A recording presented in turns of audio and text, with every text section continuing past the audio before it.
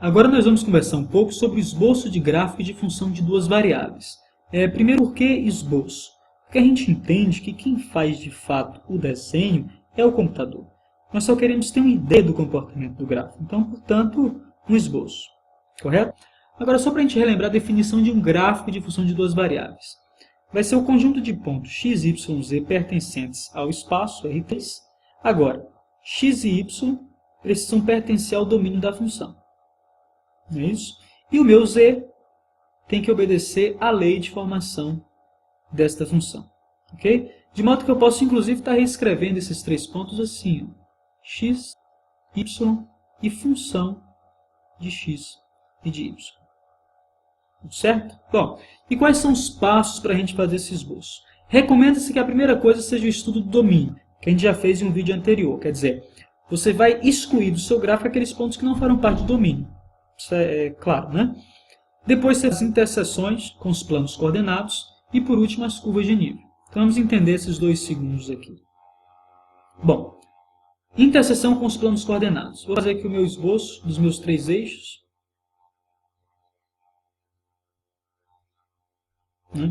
X, Y e Z. Quem são os meus planos coordenados? O plano formado pela interseção entre Z e X dá o plano XZ. O plano formado pela interseção de x com y dá o plano xy. E por último, o plano formado da interseção entre y e z dá o plano zy. Ok? Mas como é que eu expresso algebricamente esses três planos? Imagine aqui o 5 no meu eixo coordenado z. Esse 5 está definindo todo um plano que é paralelo ao plano XY. Concorda comigo? Assim como se eu pegar um 4, um 3, sempre eu vou estar tendo aqui um plano paralelo ao plano XY. Agora, se eu for pegando planos cada vez menores, eu vou me aproximando do meu plano coordenado XY. De modo que, quando eu pegar z igual a 0, eu vou estar falando do próprio plano XY. Então, algebricamente, eu digo que é o valendo z igual a 0. Legal? O raciocínio segue. Quando eu quiser o plano coordenado xz, eu vou pegar y igual a 0. Sendo y igual a 0, eu chamo o plano xz. Quando eu quiser o plano coordenado zy, eu pego x igual a 0. Substituindo os valores da minha função, eu vou encontrar qual é a interseção do meu gráfico com os planos coordenados. Ok? Agora, curvas de nível. Curvas de nível é interessante no sentido de que é como se eu estivesse olhando o meu gráfico fatiado de cima. Mas fatiado por quem? Por todos os planos paralelos ao plano x, y. E como é que eu tenho todos esses planos paralelos? Ora, 5 aqui é um plano paralelo, quando z é igual a 5, né? Quando z é igual a 5. Quando z foi igual a 4. Então, é quando z foi igual a qualquer k. K pertencente a L. Eu vou ter infinitos planos paralelos ao plano coordenado XY. E esses infinitos planos vão estar interceptando o meu gráfico. Então, suponhamos que eu tenho aqui uma montanha. O meu plano z igual a 5 está interceptando minha montanha aqui. Consegue visualizar isso? Olha aí ele interceptando minha montanha. Isso daqui é o que a gente chama de uma curva de nível. Só que eu vou analisar essa curva de nível olhando de cima. Então, é como se eu não tivesse altura. Outro plano aqui. O plano com z sendo igual a 1. Fiz o desenho dele aqui. Onde é que esse plano x, y, z igual a 1 está interceptando meu gráfico? Aqui, ó. Consegue visualizar? Legal, né? Só que quando eu estiver olhando de cima, que é a ideia das curvas de nível, eu vou estar visualizando isso assim. Uma elipse dentro da outra. Essa aqui foi a minha elipse, olhando de cima. Quando eu fiz z igual a 5, né? Interceptou o gráfico ali. E aí, quando eu fiz z igual a 1. Então, essa é a ideia das curvas de nível. E, algebricamente, eu vou fazer z igual a k e vou analisar k em R quais são as possibilidades dele. Tá legal? Só para a gente ver um pouco melhor, eu trouxe essa imagem aqui para vocês. Esses aqui são os valores possíveis de z, essa aqui é a minha montanha, e esse aqui são os meus planos. Só que eu estou visualizando eles de perfil, né? Então por isso eu não vejo o plano, mas são. E analisando de cima, todas essas interseções, está aqui minhas curvas de nível. Tudo bem? Então, seguindo. Então vamos trabalhar agora os nossos exemplos algébricos, né? Eu vou querer, nesse primeiro exemplo, nós faremos em especial 2 exemplos. O primeiro é só vamos fazer as curvas de nível, então não vamos esboçar o gráfico. Já no segundo exemplo, nós vamos calcular o domínio, né, fazer o estudo do domínio, fazer a interseção com os planos coordenados, ou seja, x, y e z igual a 0, e depois as curvas de nível, e fazer um esboço de como é mais ou menos o gráfico, tudo bem? Mas nesse primeiro exemplo, apenas as curvas de nível. A função é essa. Função de x e y. A gente está tratando função de x e y com o próprio z, sendo c igual a e elevado a menos 4x ao quadrado menos y ao quadrado. Esse é o nosso exemplo e eu tenho as curvas de nível. Então, isso igualo z a k. Quem é z? É a função. Então, é menos 4x ao quadrado menos y ao quadrado é igual a k. Então, vamos mandar essa função exponencial para lá, ela vai como ele, né? Como função logarítmica. Então, é igual a ln de k. Bom, só relembrando aqui, quando eu tenho a função ln de x, aqui eu tenho os valores de f de x, né, no eixo y, e aqui eu tenho os meus valores de x. A função tem essa cara, né, com assíntota em 0. Então, abaixo do eixo x, minha função está assumindo valores negativos, né? Em 1, a minha função assume valor de 0, e acima de 1, a minha função está assumindo valores positivos. Então, vai ter que ser essa análise que eu vou fazer com k. O k menor do que 0, o k igual a 0, o k entre 0 e 1 maior do que 1. E para cada uma dessas situações, eu vou dizer quais são os comportamentos da curva de nível. Curva de nível não existe. Se existe, qual é o formato dessa curva de nível? Tudo bem? Então vamos aqui ao primeiro caso, né? Quando k for menor do que 0. Quando você joga um k negativo, não vai acontecer, porque não existe logaritmo de função negativa. Ou não existe logaritmo de número negativo. Perceba pelo gráfico da função. Então aqui não existe curva de nível. Ok? Quando eu fizer k igual a mesma coisa, também não vai existir curva de nível. Lembre que a função ln de x só está definida para x maiores do que 0. Ok? Então, confere. Agora, quando eu tiver o meu k entre 1 e 0, o meu ln de k vai ser como? Olha aqui onde é que está a minha função entre 0 e 1. Entre 0 e 1, a minha função está sendo negativa. Então, esse valor aqui, só reescrevendo, é igual a ln de k. Esse valor aqui é um número negativo. É um número menor do que 0. Então, o que eu vou fazer? Vou multiplicar tudo por menos 1.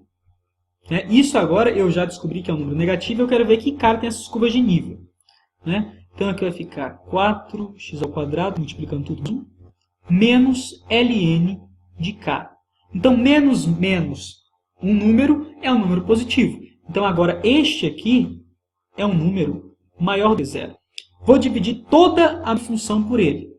Então, eu vou ficar 4x ao quadrado dividido por menos ln de k mais y ao quadrado sobre menos ln de k é igual a 1. E o que é isso aqui? É uma elipse. Estão comigo? Pronto. É uma elipse. Se vocês quiserem descobrir quanto está valendo o semi-eixo dessa elipse, também é tranquilo. Só passando para cá, eu vou mandar esse 4 para o denominador.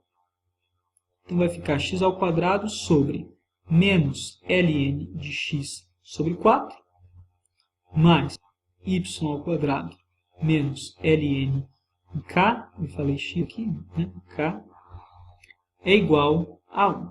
Então, quanto é que está valendo A aqui? Ou A ou B, indistintamente. Vai estar valendo raiz de ln de k sobre 4. Ou seja, quando k é menor do que 0, não tem curva de nível. Quando k é igual a 0, não tem curva de nível. Quando k entre 0 e eu tenho curvas de nível, e essas curvas de nível são no formato de elipses. E essas elipses possuem semi-eixos igual raiz de menos ln de k sobre 4 ou raiz de menos ln de k, né, nos seus correspondentes eixos x e y. Perfeito? Descobrimos e fizemos o estudo dessas curvas de nível. O próximo caso é fazer o estudo quando k for maior do que 1. Meu k não pertence a R, então eu tenho que fazer todas essas análises. A última é essa. Quando k for maior que 1, eu vou ter menos 4x ao quadrado menos y ao quadrado é igual a ln de k. K sendo maior do que, eu estou preocupado com essa parte da minha função, que está assumindo sempre valores positivos. Então, esse ln de k é um número positivo. Eu posso, evidentemente, pegar dois números que serão negativos, né,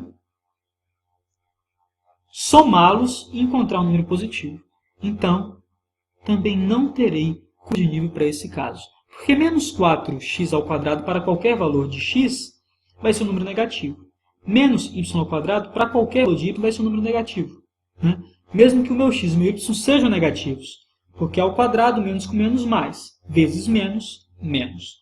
Então, só terei curva de nível para este caso aqui. Ok? Pronto. Então, agora nós vamos passar por um exemplo em que nós faremos tudo. O estudo do domínio, a interseção com os planos, as curvas de nível e, enfim, o esboço do meu gráfico usando esses dados que eu descobri. E o exemplo vai ser esse. A minha função de x e de y igual a ln de x ao quadrado sobre 9 mais y ao quadrado. Primeira coisa, estudo do domínio da função. A gente já fizemos o esboço do gráfico no quadro anterior, que a minha função ln de x, ela só estará definida para x tendo valores positivos. Agora, se eu pegar aqui, não está dependendo só de x, né? Está dependendo de x e de y. Quando eu pegar valores de x negativos e y negativos, ao quadrado positivos. Então, para qualquer valor de x e de y, essa função será positiva ou igual a zero. Mas eu não quero que seja igual a zero. E eu só terei zero quando meu x e meu y forem iguais a zero. Concorda? Então, meu domínio da função vai ser todo o meu R2, né?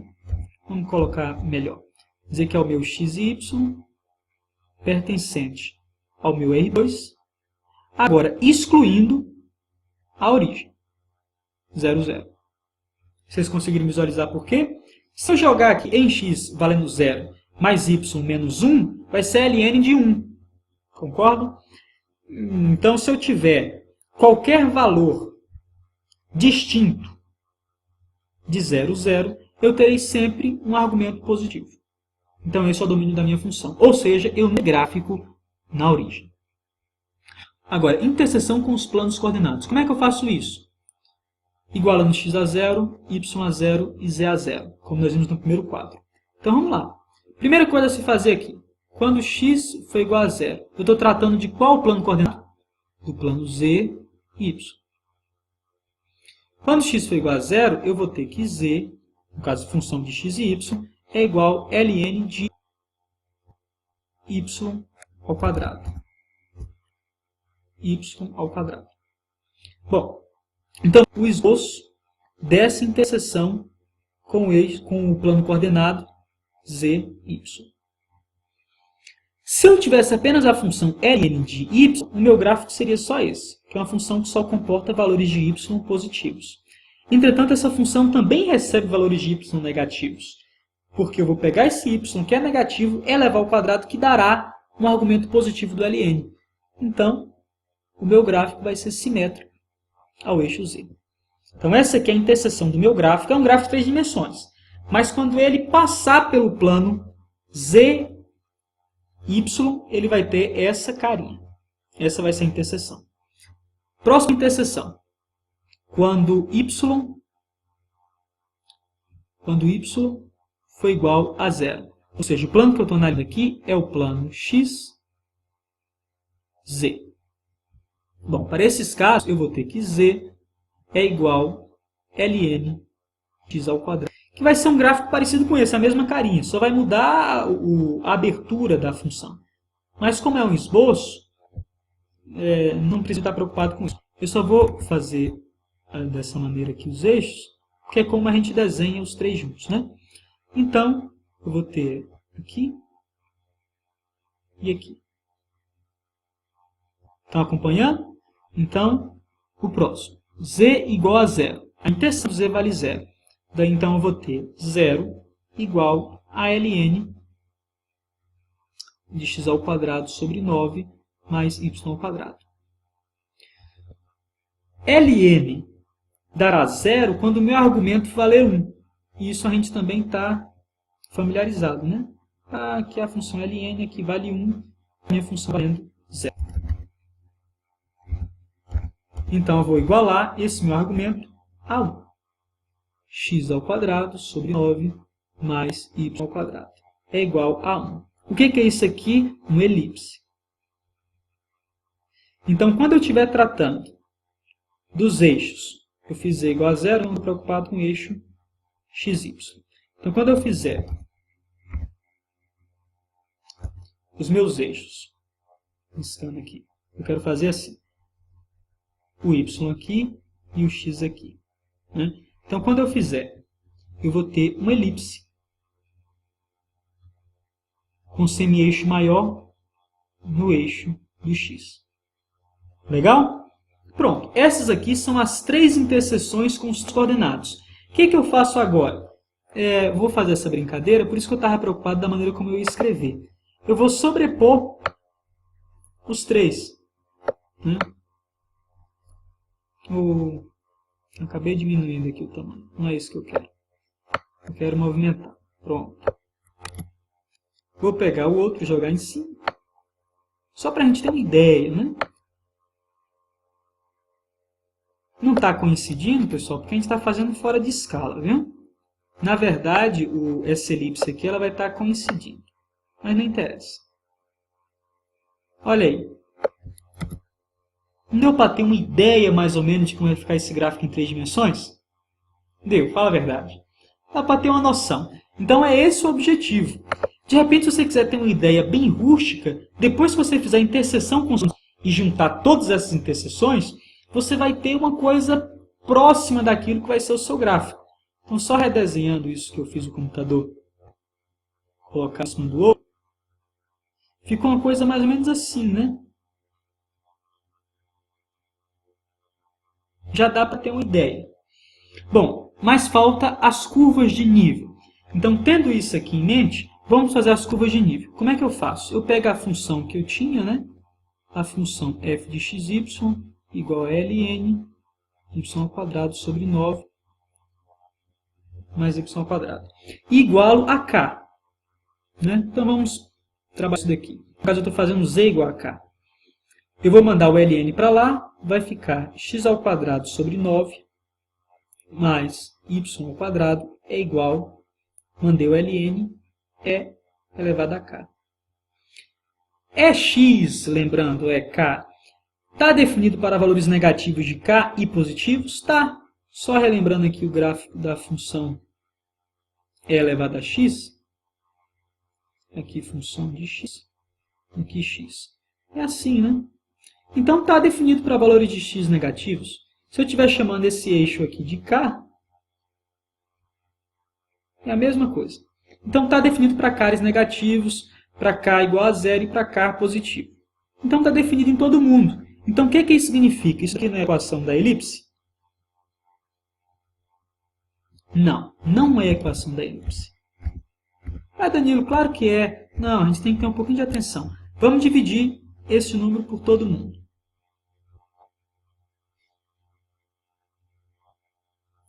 É elevado a k mais y é elevado a valendo. Lembre-se que sempre essa função é elevado a x, apesar de receber valores negativos em x, sempre ela é uma função positiva. Então, dividindo pelos dois lados, eu não estou alterando esse sinal aqui, que é importante para dizer que é uma elipse. Se em algum caso a minha função fosse negativa, que não acontece aqui, aí eu teria que analisar quando eu teria uma elipse, se por acaso eu teria uma hipérbole, tudo bem? Então esse é um caso diferente do que nós temos aqui. Sempre a função é positiva, posso dividir todo mundo por e elevado a k e vou continuar tendo uma elipse. E essa elipse ela vai estar alterando o tamanho dos seus semi-eixos a depender dos valores de k. Mas sempre serão elipses. Então, somando tudo aquilo que a gente já tem, que é suficiente para a gente fazer o esboço do nosso gráfico. Descobrimos o quê? Isso aqui é o esboço. Esboço. Descobrimos que nas interseções com os eixos, eu tenho aqui esses gráficos. Y, X e Z. Né? Tentando fazer da melhor maneira possível. Eu tenho esses gráficos. E para todos os valores de k, eu vou ter várias elipses. Eu não tenho restrição no k. E essas elipses vão aumentando de tamanho a depender dos valores de k. Pronto. Usando as curvas de nível, a interseção com os planos coordenados, e sabendo que na origem a função não está definida pelo domínio, eu já tenho o esboço do meu gráfico de uma função de duas variáveis. Legal? Preparei aqui feito pelo computador. Olha aí as minhas curvas de nível. Vistas de cima. Não eram elipses? Que dependiam dos valores de k? Olha aí o comportamento delas. Né? Olhando essas curvas de nível agora no gráfico. Olha aí como é que fica. Começa lá embaixo e vai subindo.